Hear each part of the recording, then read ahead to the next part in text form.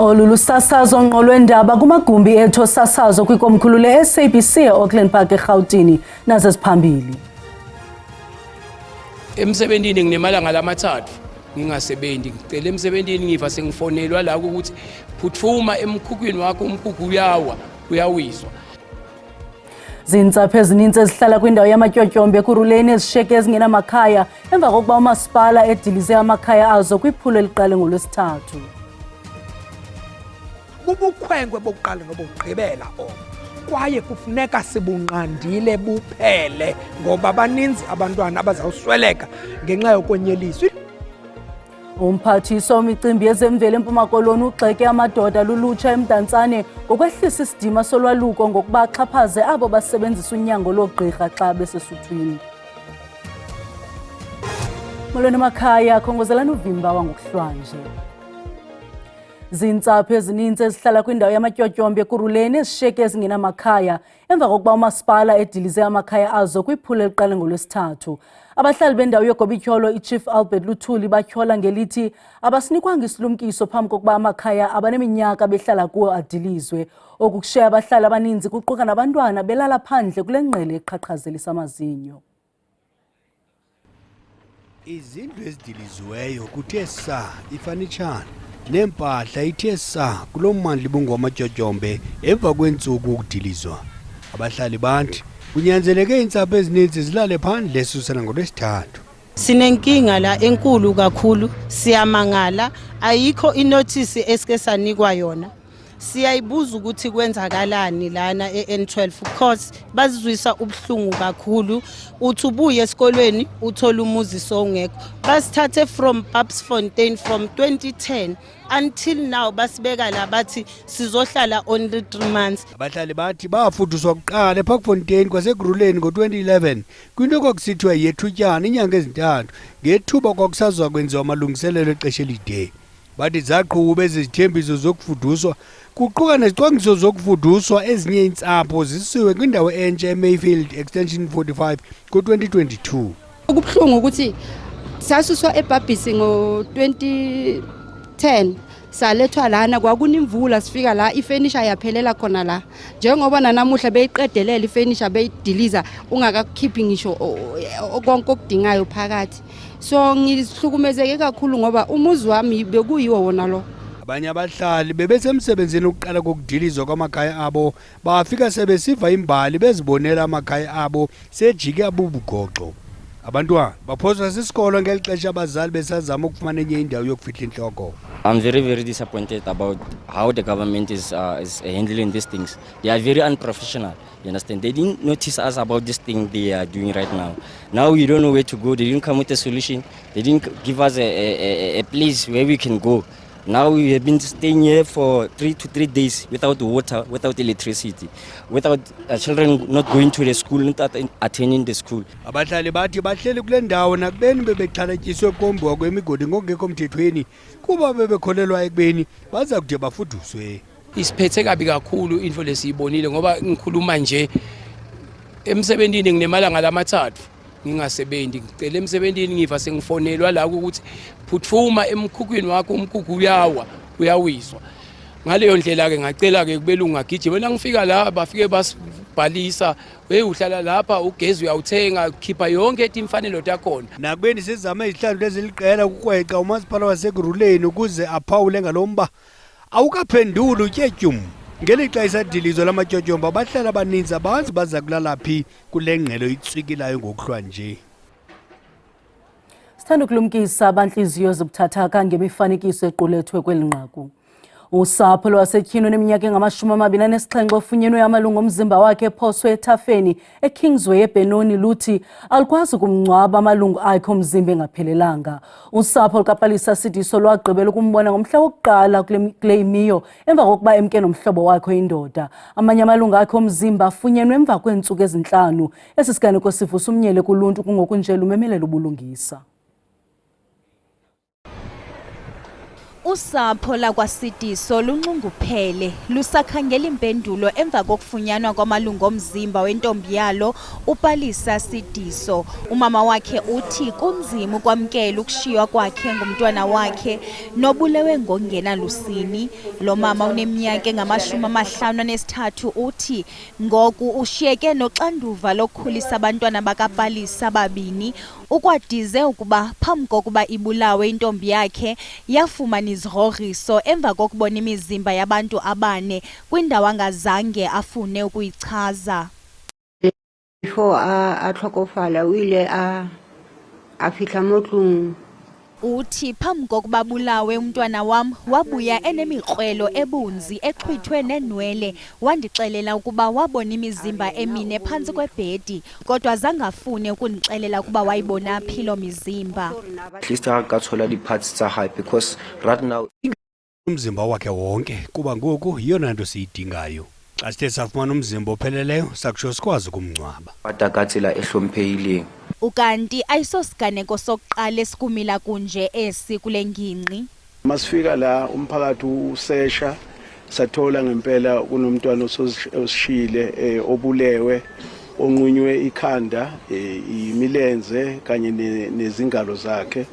Kodwa ke buqamamana futhi kule ndawo kuye kwatholakala isandla umndeni ke othe mawufika wabona ukuthi esakhe uPalisa. Last year ngo-April sibe nesigameko esifanayo. Kungoku nje abahlali bathi baphila phantsi koloyiko kwaye bafuna benzi bobubi banqakulwe ngokukhawuleza. Haona mme a ka thabelang go bona ngwana ya bolawe ka mogotso. We calling upon all our law enforcement agencies to act swiftly and decisively against the perpetrators to instill justice.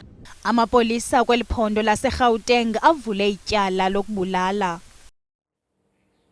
Nanjengoko uMzantsi Afrika uqwalasela inyanga yokhuseleko lwabantwana kwinyanga kaMeyi, usapho lentwazana eneminyaka emithandathu ubudala yaseAmahlongwa kufuphi eKomas kunxweme olusemazantsi KwaZulu-Natal luzilela ukusweleka kwayo. Usinesihle Khathi ubhubhe emva kwezityholo zokudlwengulwa nokubethwa nguyise.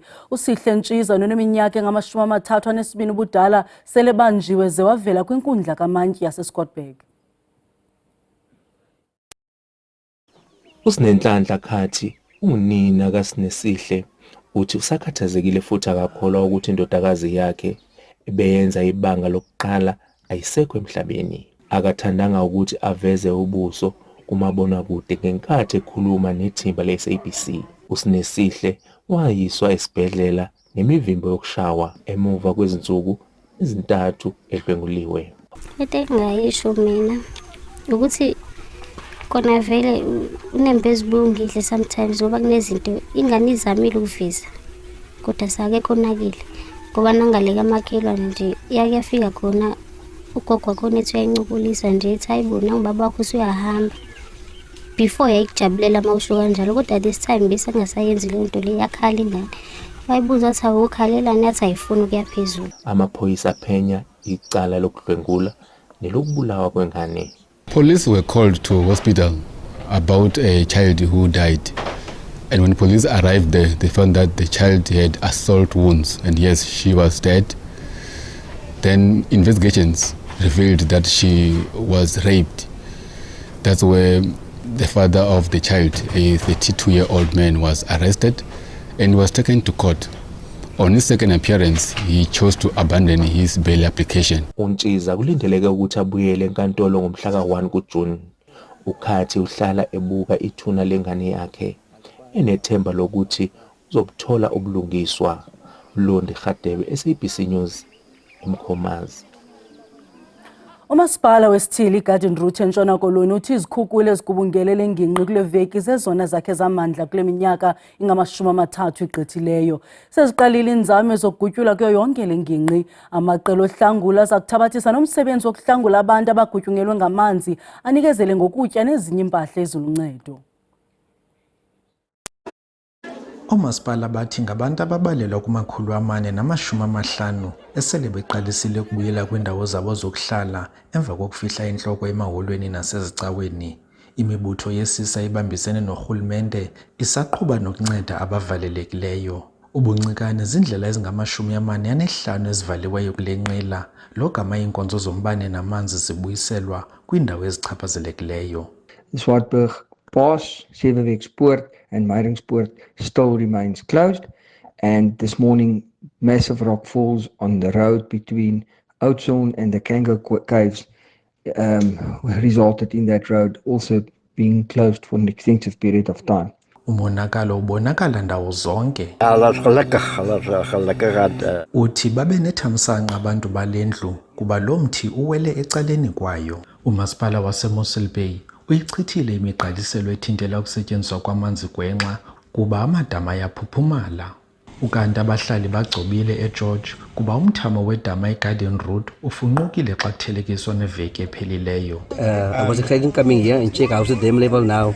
And what I see now, I see there's a significant change, and I feel very, very happy because there's a significant proof in the rising of water in the dam level. Nangona abahlali bonwabele imozulu ezolileyo kule mpelaveki, kukho amathe wempukane ekulindeleke ukuba axedike ngomvulo. Kwiindaba ze-SABC ndinguSiphiwe Wobasi eGeorge.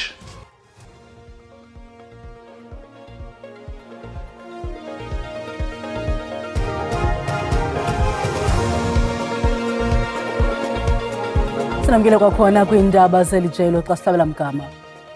Umphathiswa wemicimbi yezemveli nolawulo ngobambiswano eMpuma Koloni uZolile Williams ugxeke amadoda lulutsha eMdantsane ngokwehlisa isidima solwaluko ngokuba axhaphaze abo basebenzisa unyango logqirha. Okwemva kokuba umkhwetha eye wazibulala kutshanje emva kokwenziwa intlekisa ngokusiwa esibhedlele ngoDisemba ku-2025.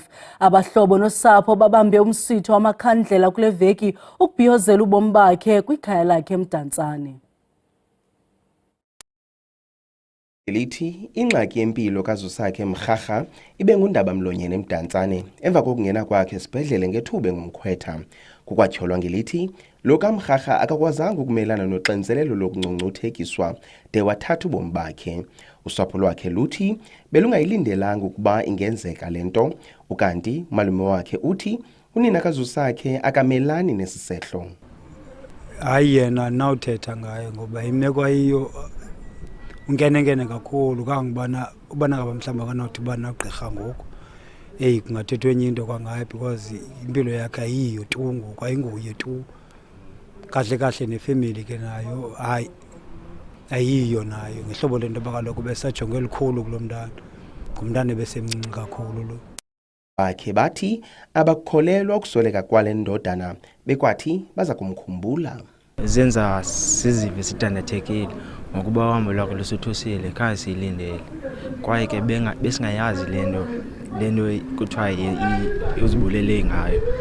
Thina besimazi nje beyifihla kuthi lento yenzekileyo kwaye siyayithuka ngoba ichazwa ngale mini ebhubha ngayo uba ubulewe yinona. Ndiziva ndibuhlungu nyani ngoba beyibrother yam yonke into endiyenzayo bendenza naye. Abantu bade babuze xa ndihamba ndethu uba uphi uzusakhe. Yebo yonke into endiyenza ndikhula naye. Xa le nto yenzekileyo yandothusa nyani. Ndiva kabuhlungu nyani. Isebe lobambiswano urhulumente nemicimbi yemveli ephondweni lithi umkhwa wokwenyeliswa kwamakrwala ngamanye uvamile eMdantsane.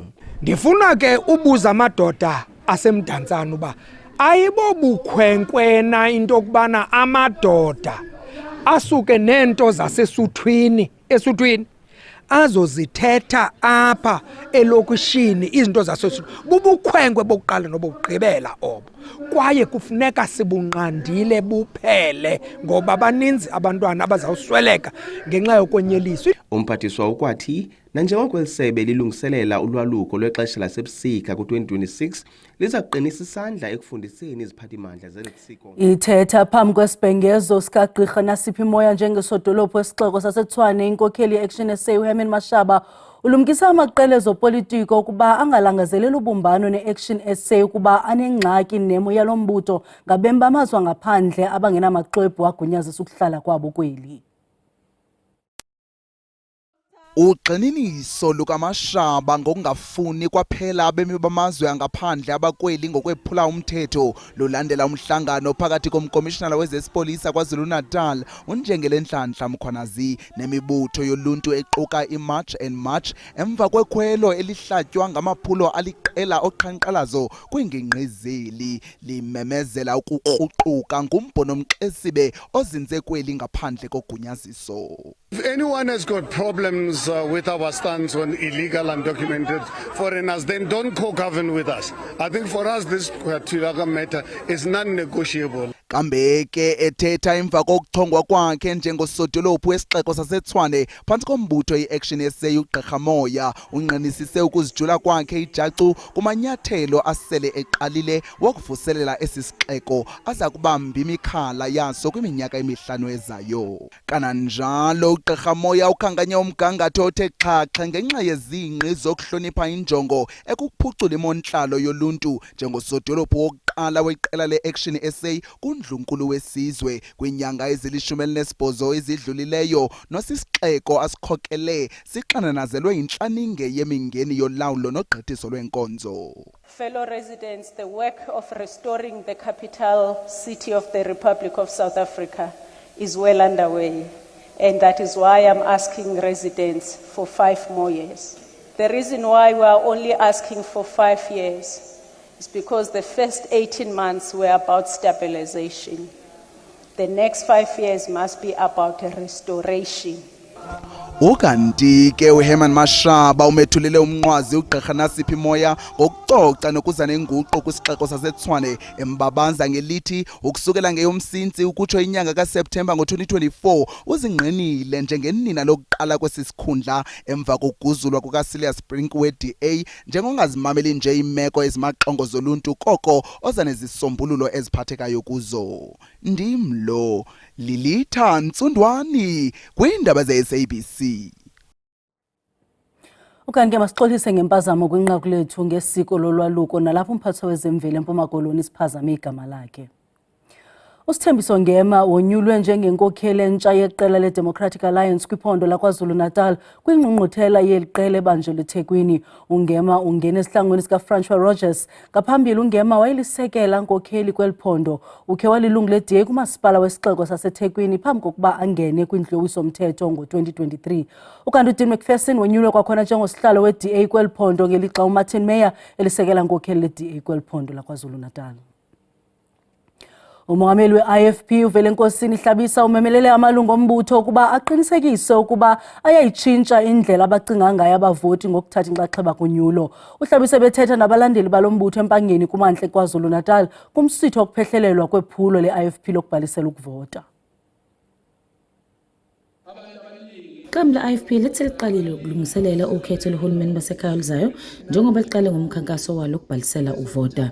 Inqwaba yamavolontiya nabalandeli beqembu babuthana ukuze bathole umhlahlandlela ngaphambi komkhankaso wabo wokuqhuquzela abantu ukuthi babhalisele ukuvota. Bambuka undunankulu waZulu-Natal ukuthi wenzani nekhabhinethi yakhe. Bangawabuka ama-minister no-deputy minister ukuthi benzani kuzwelonke. Kodwa what matters to them mamanzi bengawatholi bacabanga ikhansela lapho. Uma imigqomo kaDoti ingathuthwanga bacabanga umasipala wabo. Nakuba ukukhathazeka ukuthi isasasa lokuvota kubantu abasha lehlile, kodwa bakholwa ukuthi ivoti labo lingenza umehluko. Because emphakathini esihlala kuyona abantu abaningi abanalo ulwazi ukuthi ukubhalisela ukuvota kubaluleke kangakanani. Imali le eqhamuka from government to the local government is come from i-registration. I-registration yabantu iyona edetermine imali eza kwamasipala okuyiyona okuyenza ngayo i-service delivery. Saza kakhulu ukuthi abantu abasha abaningi sebeze baphelelwa yithemba ngenxa yesimo sokuphila nje kwala eSouth Africa bese bekholelwa ukuthi inkohlakalo isezingeni eliphezulu. Yeah, so ngiyathemba ukuthi abaningi bagqugquzele kakhulu ukusuka okhethweni lika 2024 esisuka kulona obelwa uhulumeni wesifundazwe kanye nohulumeni kazwelonke. Bagqugquzele nje kakhulu abantu abasha babonile ukuthi lukhona ushintsho lungenzeka kahle ukuze sikwazi ukuqhubekela siye phambili. Impela sonto yokuqala ukubhalisela ukuvota izoba ngoJune kanti umkhankaso we-IFP ukubhalisela ukuvota uzoqhubeka kuze kube uAugust. Kwizindaba ze-SABC ngo-Ayanda Mhlongo empangeni. Igqiza lengcali zecandelo lophando nzulu ngezemfuza kwiYunivesithi iStellenbosch libambisene nebhunga lezophando ngezolimo lenza umsebenzi ongenambaliso wolimo kusetyenziswa ubuchwepheshe bale mihla. Impumelelo yakhe yankulu kwilizwekazi apho inzululwazi zivelise ngempumelelo izityalo ezifanayo zemidiliya ngohlelo lwemfuza ukuzenza zikwazi ukumelana nezifo nembalela. Khampa waliqala eliphulo lezolimo esebenzisa ubuchwepheshe balamaxesha ngo-2019. Uthi kuqala baphanda ngobume boguquguquko lwemozulu ze babazi ubuchwepheshe obudingekayo ukuze izityalo zimelane nemo yezulu nokushingqongileyo. Climate conditions have become more erratic and more intense and extreme. So we need to be able to cope with this condition that changes so quickly. And we need a technology that is able to answer quickly to these changes. And with genome editing, with CRISPR, we can do that. Igqiza likaGqirha Khampa liquka umfundi wobugqirha lwazi uClara Holm onika ingcaciso ngobuciko babenzayo ukuhlela izityalo ngobucukubhede bemfuza. We modified a gene that was more or shows more resistance towards diseases, and we designed a little guide, what we call them, and it takes the whole package to that place, makes a little cut, and then induces the changes, and then it's done. Ingcali zithi elivela tanci lobuchwepheshe bezolimo lingasetyenziswa nakoluphina uhlobo lwezityalo kwaye zithemba ukuba bungamkelwa ngokukhawuleza kweli ukuncedisana nabalimi kwimeko ezimbi zokuguquguquka kwemozulu ukuze bamelane nokhuphiswano kwihlabathi. Salonjala suqonqothela uvimba wangokuhlwanje masibane kwakhona ngomsonga xeshanye lusuku lwenzolo.